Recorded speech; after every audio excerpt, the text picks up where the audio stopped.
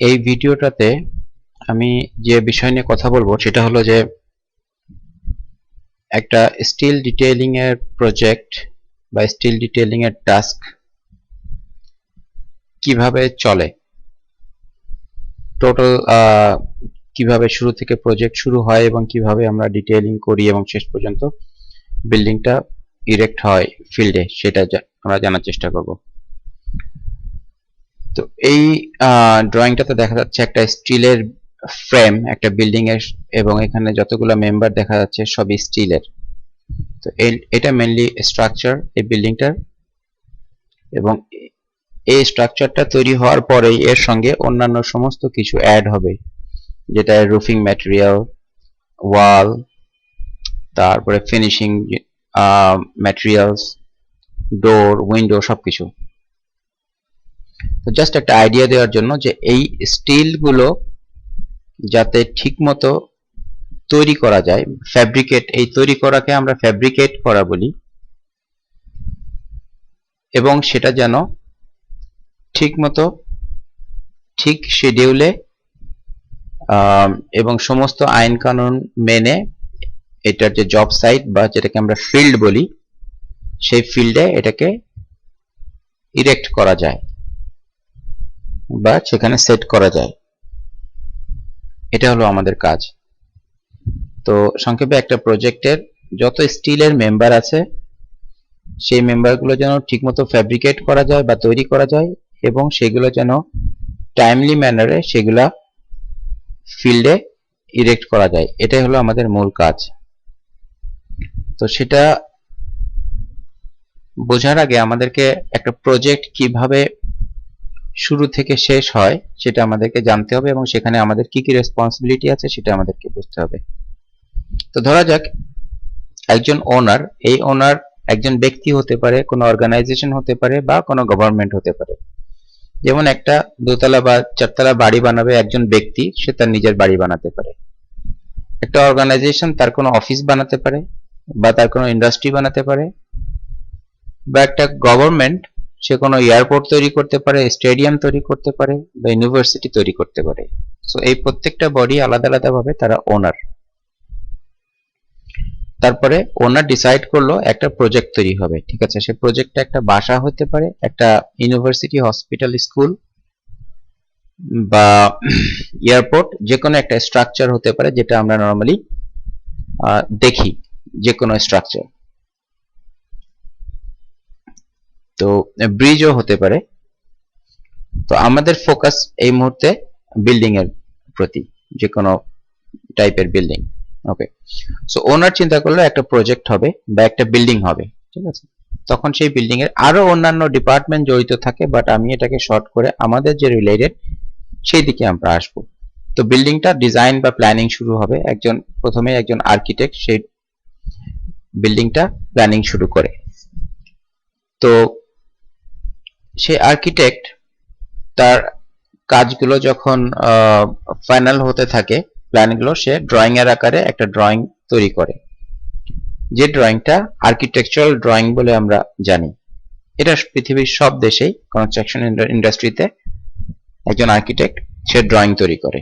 ওকে, তো যখন এই ডিজাইন ফেজ, আমরা এখানে যতগুলো এখানে নাম দেখবো এর ভিতরে আর্কিটেক্ট ইনভলভ থাকে, স্ট্রাকচারাল ইঞ্জিনিয়ার থাকে, সিভিল ইঞ্জিনিয়ার থাকে, এমইপি বলতে মেকানিক্যাল, ইলেকট্রিক্যাল এবং প্লাম্বিং, এবং আদার্স যারা ফায়ার ফাইটিং, টেলিফোন, লাইটিং, এবং ওই রিলেটেড অন্যান্য ওই পার্টিকুলার প্রজেক্টে যদি অন্যান্য কোনো ট্রেড থাকে তারা এর মধ্যে ইনভলভ থাকে। তো যেমন আপনার টিম্বারের কাজ বা উডের কাজ লাগতে পারে, লাইটিং এর কাজ থাকতে পারে, অন্যান্য বিভিন্ন ট্রেডের লোকজন তারা তাদের ডিজাইন ওয়ার্কগুলো শুরু করে।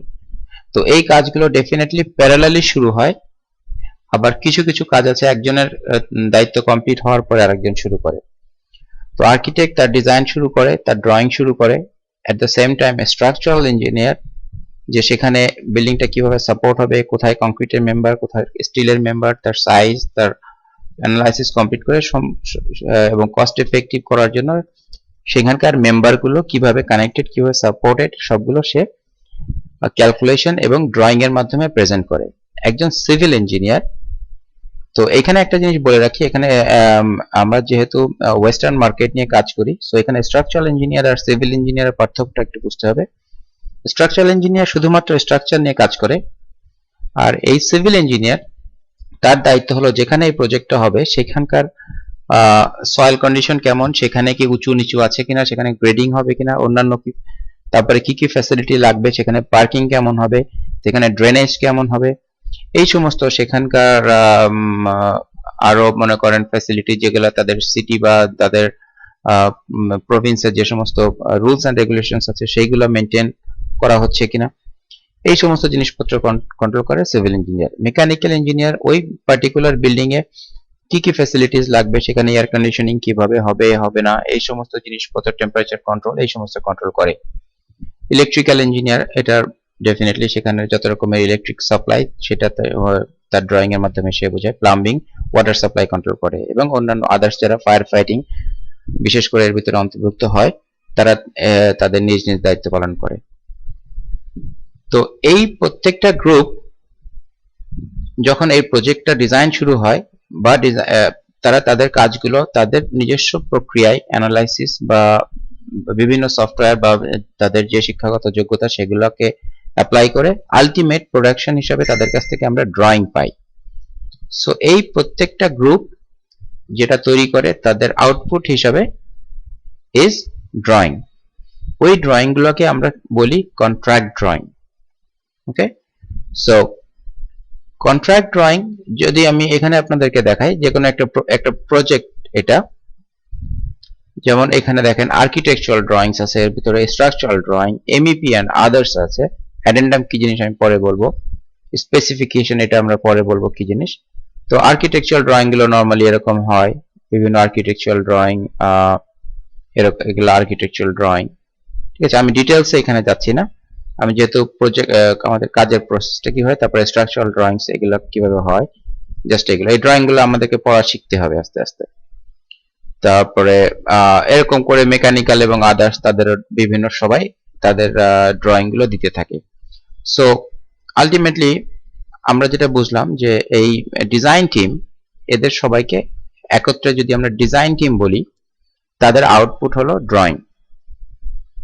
ওকে, সো যখন তাদের ডিজাইন টিমের কাজ শেষ হয়ে গেল, that means project is finalised theoretically, মানে ডিজাইন ফেজ কমপ্লিট, এখন ইমপ্লিমেন্টেশনের সময়। তো এই ওনার একজন জেনারেল কন্ট্রাক্টর নিয়োগ করে, যে কে এই প্রজেক্টটা করবে, সরি এই জেনারেল কন্ট্রাক্টর সেট হয় যে প্রজেক্টটাকে বাস্তবে রূপ দিবে।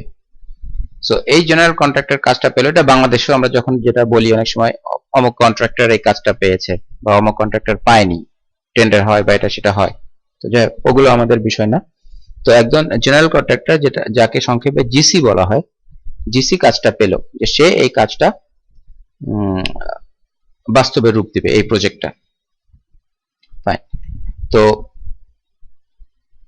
জেনারেল কন্ট্রাক্টর প্রজেক্টটা পাওয়ার পরে যখন এই প্রজেক্টটা দেখে, এই প্রজেক্টের মধ্যে আপনার মেইন যে ফ্রেমটা, আমরা স্টিলের বিল্ডিং নিয়ে কাজ করি, তো ডেফিনেটলি ওই বিল্ডিংটাতে স্টিলের মেম্বার আছে। তো জেনারেল কন্ট্রাক্টর তখন ওই প্রজেক্টের ভিতরে বিভিন্ন ট্রেডের লোকজন, steel, concrete, wood, timber, fire fighting, বিভিন্ন লোকজন যারা এই জিনিসটাকে সাপ্লাই দিবে বা যারা তৈরি করে দিবে, তাদের সঙ্গে সে বিজনেসে রিলেটেড হয়। তো এখানে তার আন্ডারে বহু গ্রুপ আছে যারা কংক্রিটের কাজ করবে, স্টিলের কাজ করবে, টিম্বারের কাজ করবে, ফিনিশিং এর কাজ করবে, ফায়ার ফাইটিং এর কাজ করবে, এরকম বিভিন্ন লোকজন যারা ভেন্ডার আর কি, তারা যারা এখানে ইনভলভ হয় এই প্রজেক্টটাতে। সো এখন আমাদের ফোকাস হলো ওই পার্টিকুলার প্রজেক্টে স্টিলের যত মেম্বার আছে সেগুলো নিয়ে। তখন জেনারেল কন্ট্রাক্টর করে কি, একজন ফ্যাব্রিকেটরের কাছে যায়, জেনারেল কন্ট্রাক্টর একজন ফ্যাব্রিকেটরের কাছে গেল যে এই পার্টিকুলার প্রজেক্টের যত স্টিলের মেম্বার আছে, ফ্যাব্রিকেটর তুমি আমাকে এগুলো তৈরি করে আমার জবের সাইটে এটাকে পাঠিয়ে দাও। সো মনে করি ধরে নিই আমরা এটা জবের সাইট, এখানে প্রজেক্টটা হবে। সো তখন জেনারেল কন্ট্রাক্টর ফ্যাব্রিকেটরকে যখন দিল, ফ্যাব্রিকেটরের দায়িত্ব হবে ওই প্রজেক্টের প্রত্যেকটা স্টিলের মেম্বারকে তৈরি করে এই সাইটে পাঠানো। যখন সাইটে পাঠাবে তখন একজন ইরেক্টর, স্টিলের যে ইরেক্টর, সে এসে এই বিভিন্ন একটা বিম, যদি এটা একটা বিম হয়, সেই বিম, আর একটা কলাম যদি এটা হয়, সেই কলামগুলোকে নির্দিষ্ট জায়গায় জায়গায় সে প্লেস করবে ক্রেন দিয়ে, বিভিন্ন তাদের ইনস্ট্রুমেন্ট দিয়ে সেই এই স্টিল ফ্রেমটাকে আস্তে আস্তে তৈরি করা শুরু করবে। আচ্ছা, আমার এই পাশে একটা ইরেক্টর লেখা আছে, এটাকে আসলে ইরেক্টর না লিখে আমি বা কংক্রিট ম্যানুফ্যাকচার বা কংক্রিট যারা তৈরি করবে এরকম অন্যান্য গ্রুপ বোঝানোর জন্য এটা লেখা আছে আসলে। সো এই প্রজেক্টের কাজ যখন বাস্তবে শুরু হলো তখন প্রথমে ডেফিনেটলি ফাউন্ডেশনটা কংক্রিটের হয়, ফাউন্ডেশনের কাজ শুরু হবে। ফাউন্ডেশনের কাজ শুরু হওয়ার পরে একটা পরে আপনারা জানেন যে অ্যাঙ্কর বোল্টের কাজ শুরু হয়, যেখানে কলামগুলো এসে বসবে। সো প্যারালালি এখানে বিভিন্ন অ্যাক্টিভিটি শুরু হয়ে যায়। তো এনিওয়ে, আমরা যেটা আলাপ করছিলাম, যখন জেনারেল কন্ট্রাক্টর ফ্যাব্রিকেটরকে বললো আমাকে সমস্ত স্টিলের কম্পোনেন্ট গুলো তৈরি করে, মেম্বার গুলো তৈরি করে আমার জব সাইটে এটাকে শিপমেন্ট করে দাও বা পাঠিয়ে দাও। এখন ফ্যাব্রিকেটর ইজ সামবডি যার একটা ফ্যাব্রিকেশন শপ, যেটা আমাদের দেশে নরমালি আমরা ওয়ার্কশপ বলে থাকি, যার কাছে অনেক অত্যাধুনিক মেশিনারিজ থাকে।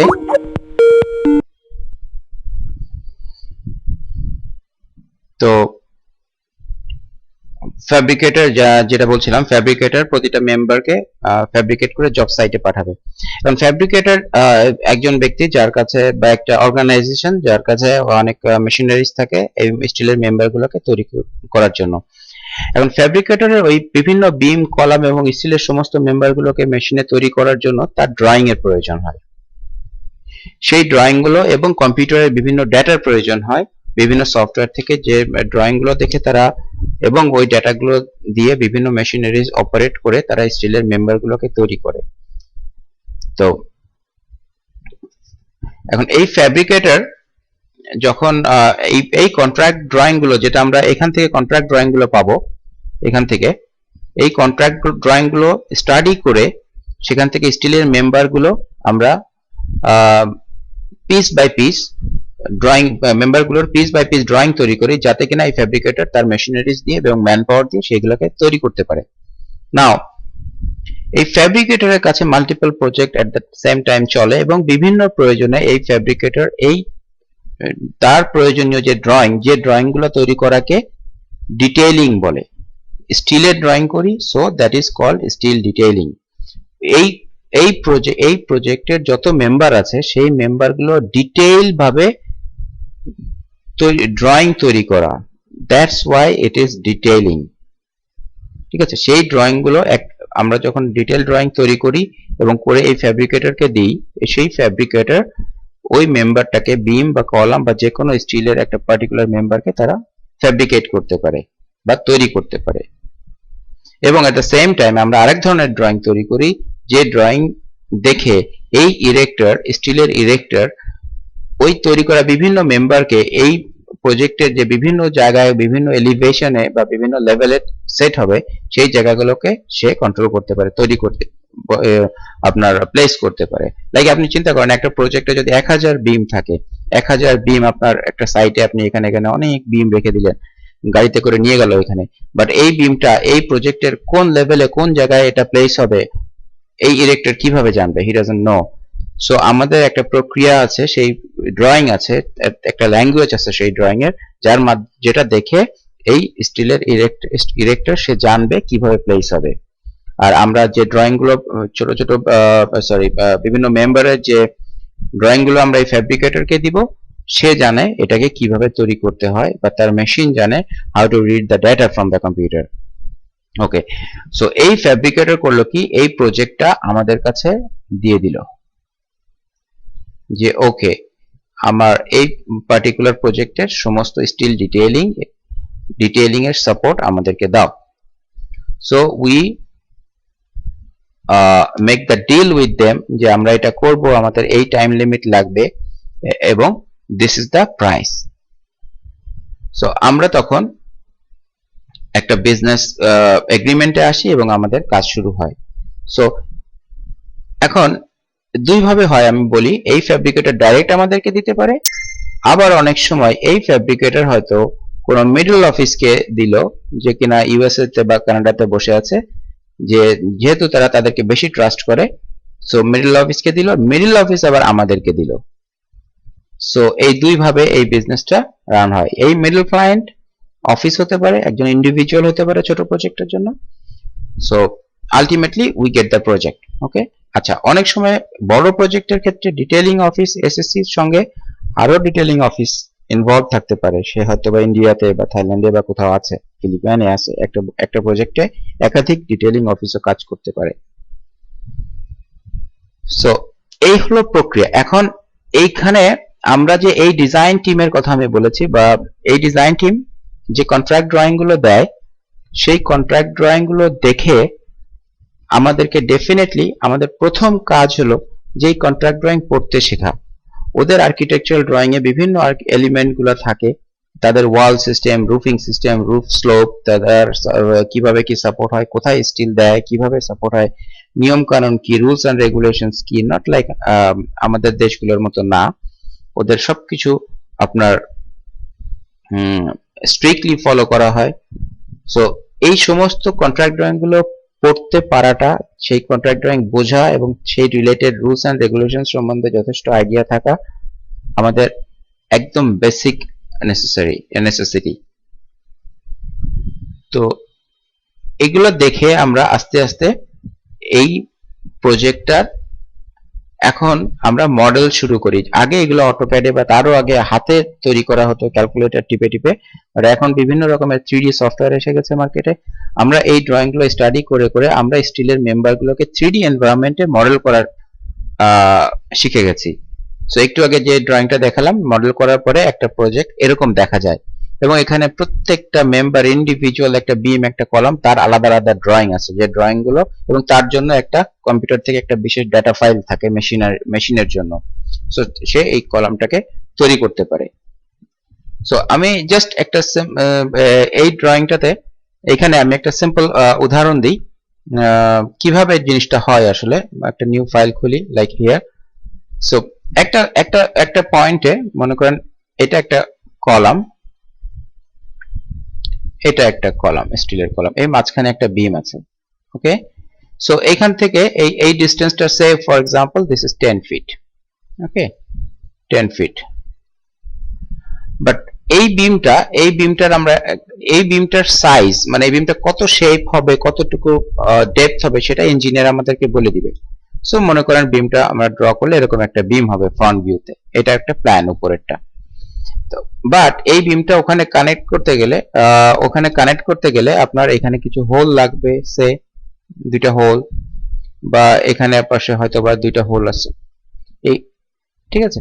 তখন আমরা আমাদের ড্রয়িং এ এই সমস্ত বলে দিব যে এই হোলটা এই পয়েন্ট থেকে এখানে কত দূরে, এই হোলের ডায়ামিটার কত, এই হোলটা এই কত দূরে, তার ডায়ামিটার কত, এদের ভার্টিক্যাল ডিসটেন্স কত, এই সমস্ত ডাইমেনশন দিয়ে দিয়ে আমরা ড্রয়িং এর মধ্যে বলে দিব। এবং এই বিমটা কত সাইজের, এই বিমটার গ্রেড কত, এই বিমের গ্রেডের অনুযায়ী স্ট্রেংথের ব্যাপার আছে, কন্ট্রাক্ট ড্রয়িং এ মানে কত বলা আছে এটা, সেই অনুযায়ী সমস্ত ইনফরমেশন আমরা এখানে দিলাম কিনা। এইভাবে এই বিমটার যখন সমস্ত ইনফরমেশন দিয়ে একটা ড্রয়িং তৈরি করব, তখন ফ্যাব্রিকেটর এই বিমটা হয়তোবা তার অনেক লম্বা একটা বিম আছে, সে 40 ফিটের একটা বিম আছে, সেখান থেকে সে প্রয়োজনীয় অংশ কেটে নিবে, কেটে নেওয়ার পরে মেশিনের ভিতরে এটা দিবে, এটা কাটলো, তারপরে আরেকটু যাবে, মেশিনের ভিতরে যেতে থাকলে অটোমেটিক সেই আমাদের যে ডেটা ফাইল সেখান থেকে সে হোল হতে থাকবে। আর এখানে আমরা যে ড্রয়িং দিব, সে আপনি তো মনে করেন তাহলে ড্রয়িং এর প্রয়োজন কি, মেশিন যদি হোলই করে, যে না চেকিং এর জন্য, যে মেশিনটা যে এত দূরে হোল নিচ্ছে, এবং এটা একটা চেকিং এর প্রসেস আছে, এবং এটা একটা স্ট্যান্ডার্ড প্রসেস, আমাদের ড্রয়িং দিতেই হবে। সো এইভাবে একটা ফ্যাব্রিকেট করে, এটা আমি জাস্ট খুব বেসিক আইডিয়া দিচ্ছি। তো এখন আরেকটা জিনিস আমি বলি, এই আমরা যে এই ইঞ্জিনিয়ারদের বা ডিজাইন টিমের ড্রয়িং থেকে ঠিকমতো সবকিছু করে যাচ্ছি, সেটা তো কাউকে না কাউকে অ্যাপ্রুভ করতে হবে। সো আমরা যখন ডিটেইলিংটা কমপ্লিট করি একটা পার্টিকুলার প্রজেক্টে, সেই ডিটেইল ড্রয়িং ফ্যাব্রিকেটর সেই ড্রয়িং গুলো থেকে ফ্যাব্রিকেশন করার আগে আমাদের করা সমস্ত ড্রয়িং এই ডিজাইন টিমের কাছে পাঠায়। কেন? যে এই জন্য যে আসলে এইখানে আমরা যে এই যে ফ্যাব্রিকেটর থেকে শুরু করে মিডলম্যান বা আমাদের অফিস, এই গ্রুপটা এখন একটা মেম্বার হয়ে যায়, তাই না? ওই প্রজেক্টের জন্য আমরা একসাথে কাজ করি। সো আমাদের করা ড্রয়িং এই টিমের কাছে যায়, ইঞ্জিনিয়ারিং বা হ্যাঁ ডিজাইন টিমের কাছে যায় অ্যাপ্রুভালের জন্য। তারা অ্যাপ্রুভ করে দিবে যে আমরা এই প্রজেক্টে তাদের কন্ট্রাক্ট ড্রয়িং অনুযায়ী আমাদের যে ডিটেইল ড্রয়িং গুলো তৈরি করছি সেইগুলো তারা এগ্রি করে কি করে না, বা তাদের কোনো কমেন্টস আছে কিনা। তখন তারা আমাদের প্রত্যেকটা ড্রয়িং দেখে রিভিউ করে তাদের কমেন্টস করে হয় তারা অ্যাপ্রুভ করে দেয়, অথবা কিছু কমেন্টস করে বলে যে হ্যাঁ মোটামুটি ঠিক আছে, বাকি এই কমেন্টস অনুযায়ী এগুলো ঠিক করো। অথবা যদি খুব খারাপ হয় তাহলে তারা বলে দেয় রিজেক্টেড, তোমার drawing up to the standard না, সো তোমার এই জিনিসগুলো রিজেক্ট করা হলো, এরকম হতে পারে। এনিওয়ে, তো যখন অ্যাপ্রুভ হয়ে আসে ওই ড্রয়িং গুলো, তখন অ্যাপ্রুভ হয়ে আসলে ওই ড্রয়িং গুলো আমাদের কাছে আসে আবার। ঠিক আছে, অ্যাপ্রুভ হয়ে আসলো, আমাদের কাছে আসলো। অ্যাপ্রুভ হয়ে আসার পরে এই অ্যাপ্রুভ ড্রয়িং গুলোর মধ্যে আমরা দেখব এই ডিজাইন টিমের কোনো কি কি কমেন্টস আছে, কি কি কমেন্ট তারা করছে, ছোট যে সমস্ত কারেকশন যদি করতে বলে বা আমাদের ভুল যদি হয়ে থাকে, বা অনেক সময় আমাদের ড্রয়িং এর ভিতরে কোশ্চেন থাকে, সেই কোশ্চেনগুলোর আনসার ওরা দেয়, সেইগুলো আমরা ঠিক করব। ঠিক করে তখন ফাইনালি আমরা আমাদের ড্রয়িং গুলো কমপ্লিট করে তার সঙ্গে অন্যান্য যে কম্পিউটারের যে বিভিন্ন রিপোর্ট বা ডেটা ফাইল লাগে সেগুলো ফ্যাব্রিকেটরকে দিব, right? So this is our final step. ফ্যাব্রিকেটরকে দিলাম, ফ্যাব্রিকেটরকে দেওয়ার পরে ফ্যাব্রিকেটর সে ওই স্টিলের মেম্বার গুলাকে ফ্যাব্রিকেট করলো, ফ্যাব্রিকেট করে সে জব সাইটে পাঠায়, জব সাইটে পাঠানো শুরু করে। সো এখন বড় যদি প্রজেক্ট হয়, অনেক বড় প্রজেক্ট যদি হয়, মনে করেন 10 তলা কোনো বিল্ডিং, তো তাহলে তো পুরো স্টিল তো আর একদিনে হয় না, তারা লোয়ার লেভেল তাদের বিভিন্ন ভাগ ভাগ সিকোয়েন্সিং থাকে, তারা কাজের প্ল্যানিং থাকে, এই অংশ আমরা আজকে করব, ওই অংশ নেক্সট ডেতে বা নেক্সট মান্থে এভাবে করব। তো তারা তাদের প্ল্যানিং অনুযায়ী স্টিলগুলোকে ফিল্ডে দিতে থাকে। আর এই ইরেক্টর, অনেক সময় এই ইরেক্টর ফ্যাব্রিকেটর নিজেই হয়, যে কারণে আমি এখানে ফ্যাব্রিকেটর ইরেক্টরও আমি ব্র্যাকেটে লিখে রাখছি, যে এই ফ্যাব্রিকেটর, তার বড় ফ্যাব্রিকেটর গুলো তারা নিজেরাই ইরেক্টর। সো এই ফ্যাব্রিকেটর নিজেই সে তাহলে তখন যদি সে ইরেক্টর হয় তাহলে সে ফিল্ডে নিয়ে যায় এবং তার লোকজন ফিল্ডে অলরেডি থাকবে, তারা সেগুলোকে ইরেক্ট করবে। সো ফ্যাব্রিকেটর তখন ইরেক্ট করতে পারে। তো এখন এই টোটাল প্রসেসটাতে যেটা হয় যে এদের এই কনস্ট্রাকশন সিস্টেমটা এমন ভাবে ডিজাইন করা যে প্রত্যেকটা ব্যক্তির কাজ আপনি ট্র্যাক ডাউন করতে পারবেন। একটা প্রজেক্টের 1000 বিমের মধ্যে একটা বিম বা একটা কলাম কে ডিটেল করলো, বা যদি সেটা ভুল হয়ে থাকে, শর্ট হয়ে থাকে বা লম্বা বেশি টু লং হয়ে থাকে, তাহলে সেটা আমাদের এই টোটাল প্রসেসটার ভিতর থেকে বের করা সম্ভব যে কোন ব্যক্তি বা কোন অফিস তার জন্য রেসপন্সিবল। সো এই জিনিসটা আমেরিকাতে বহু বছর ধরে রান করে, সিস্টেমটা তাদের স্ট্যান্ডার্ড সিস্টেম হয়ে গেছে, সেই জিনিসটা রোল করে এবং স্মুথলি রোল করে, এর মধ্যে কোনো রকম ডজিং সিস্টেম নাই, যে কারণে জিনিসটা রান করে। সো আমরা তার ভিতরে বাংলাদেশ থেকে এই জিনিসটার মধ্যে আমরা 10-15 বছর হলো এর ভিতরে আমরা ইন করছি। সো ওদের 200-300 বছরের পুরানো একটা ইন্ডাস্ট্রিতে আমরা 10-15 বছর মাত্র কাজ করি। সো ওদের সিস্টেমটাকে শেখাটাই আমাদের জরুরি। আমরা এখানে খুব বেশি কিছু নতুন কিছু ইমপ্লিমেন্ট আমরা করতে পারি না। ঠিক আছে, তো এই লেকচারটা বা এই ভিডিওটা জাস্ট একটা বেসিক আইডিয়া দেওয়ার জন্য যে হাউ দিস টোটাল জিনিসটা ফাংশন করে। তো আমরা এরপরে আরো ডিটেলস এর মধ্যে যেতে থাকবো। আজকে এ পর্যন্তই।